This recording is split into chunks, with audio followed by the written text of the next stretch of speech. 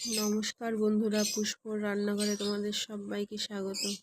আজকে চলে এসেছি নতুন আর একটা ভিডিও নিয়ে। দেখো তো এই জিনিসটা তোমরা কেউ চেনো নাকি?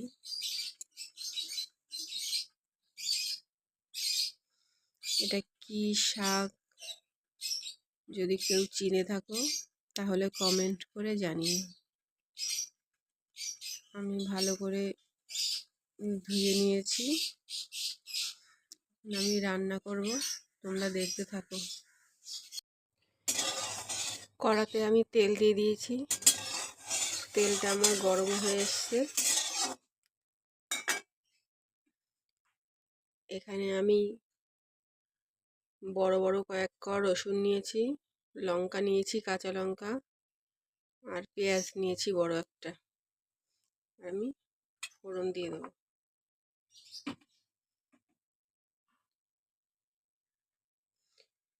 রসুনটা আমি থেতো করে নিয়েছি যাতে সেন্ট ভালো বেরোয়, আমি দিয়ে দেবো।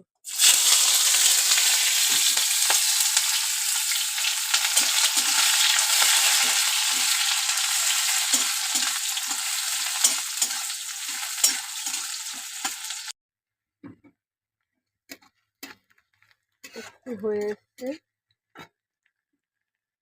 আমি একটা ছোট সাইজের আলু কেটে নিয়েছিলাম, সেটা দিয়ে দেবো।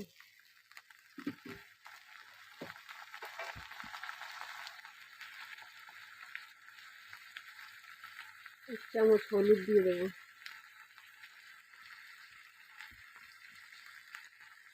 স্বাদ মতো লবণ দিয়ে দেবো।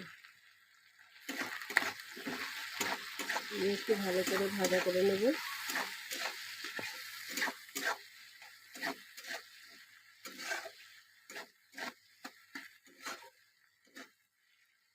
তোমরা চাইলে এইভাবে করে খেয়ে দেখতে পারো। জানি না কার কার শাক ভালো লাগে, আমার তো শাক খুব ভালো লাগে, তাই আমি এইভাবে করে নিই। আর আমি আলু দিয়েছি, আলু আমি দিই না, কিন্তু আজকে আমার শাকটা অল্প তো তাই আমি আলু দিয়েছি। অনেকে বেগুনও দেয়, আমিও বেগুন দিই, যখন যেটা থাকে তখন সেটাই দিই।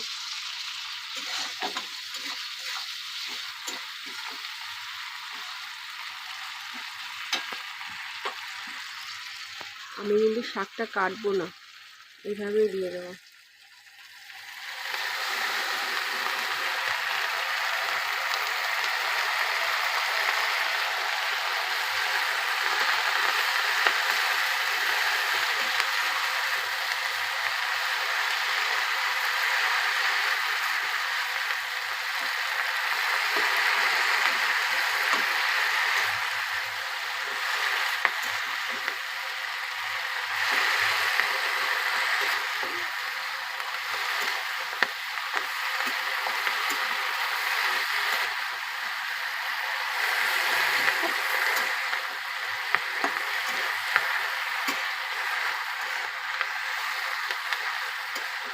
দেখো তো কতটা শাক কচুকানি হয়ে গেল।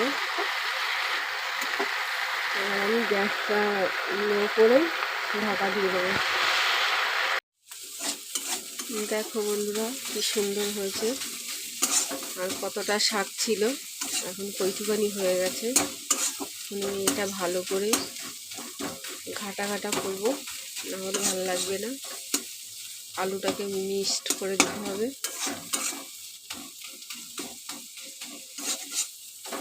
ঠিক আছে, শাকটা একটুখানি হয়ে গেছে।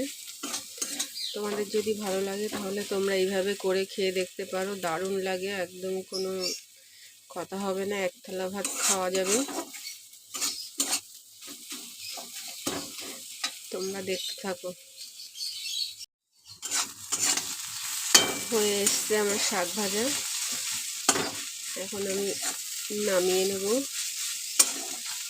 আর কেমন হয়েছে আমার শাক ভাজাটা কমেন্ট করতে কিন্তু ভুলো না। আর কি শাক সেটাও কিন্তু তোমরা কমেন্ট করে জানাবে। আর যদি ভালো লেগে থাকে তাহলে লাইক করবে, কমেন্ট করবে, শেয়ার করবে, সাবস্ক্রাইব করবে। বন্ধুরা কেমন হয়েছে